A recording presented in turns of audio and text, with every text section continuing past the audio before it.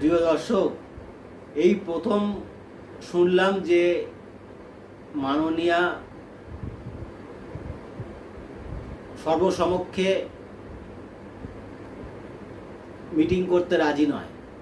এতদিন দেখে এসেছি যে কোনো মিটিং, যে কোনো অনুষ্ঠান মাননীয়া সবসময় পছন্দ করেন যে সব লোকের সামনে হবে, অর্থাৎ তিনি বক্তব্য রাখবেন এবং সকলে সেটা শুনবে আর বা বা বা বা করবে।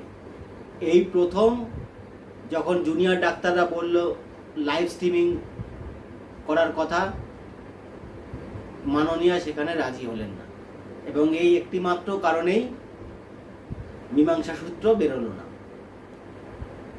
এখন এটা একটা গবেষণার ব্যাপার যে মাননীয়া কেন রাজি হলেন না, যেখানে মাননীয়া নিজে সবসময় চান যে সবসময় লাইভ স্ট্রিমিং হবে, সবার কাছে যাবে বক্তব্য।